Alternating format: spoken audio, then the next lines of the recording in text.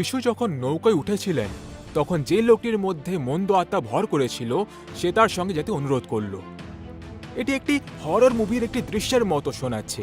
একটি কবরস্থানে বসবাসকারী অতিমানবীয় শক্তির সাথে একজন নগ্ন ব্যক্তি, সে শিকল থেকে মুক্ত হয়ে চিৎকার করতে লাগলো এবং নিজেকে কেটে ফেললো। এই লোকটি অনেক ভূত দ্বারা আবিষ্ট ছিল, কিন্তু একদিন সে দূর থেকে যিশুকে দেখে দৌড়ে তার কাছে গেল। এই লোকটির মধ্যে থেকে বেরিয়ে এসো হে মন্দ আত্মা, যিশু জিজ্ঞেস করলেন, তোমার নাম কি? মন্দ আত্মাটি উত্তর দিল, আমার নাম সৈন্য, কারণ আমার মতো অনেকেই এই লোকটির মধ্যে আছে। কাছাকাছি 2000 শূকর চড়ছিল ওখানে। যিশু তাদের সেই শূকরদের প্রবেশ করার অনুমতি দিয়েছিলেন, যেগুলিকে তারা একটি উঁচু পাহাড় থেকে নিচের হ্রদে তাদের মৃত্যুর দিকে নিয়ে গেছিল। একটি জনতা সমাবেশ দেখতে পেল যে পূর্বে আক্রান্ত ব্যক্তিটি সুস্থ হয়েছে। সে যিশুর পায়ের কাছে বসে আছে এবং তাকে অনুসরণ করার জন্য অনুরোধ করছে।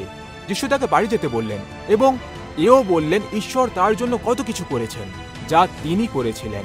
আপনি যদি এমন দাসত্ব থেকে মুক্তি পান বা আপনাকে পঙ্গু বানিয়ে দেয়, কৃতজ্ঞতা আপনাকে যিশুর উপস্থিতিতে থাকতে বলে।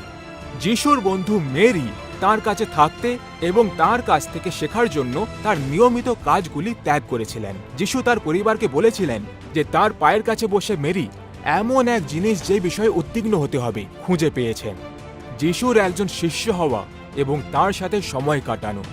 আপনি কি ভূতগ্রস্ত ব্যক্তি এবং যিশুর বন্ধু মেরির মতো বুঝতে পেরেছেন যে সবচেয়ে ভালো জিনিস যেটি নিয়ে আজ উদ্বিগ্ন হওয়া উচিত তা হলো তার সাথে সময় কাটানো? যদি আপনিও এটা করেন, আপনিও ঈশ্বরের আশীর্বাদ পাবেন। ঈশ্বর আপনার মঙ্গল করুক।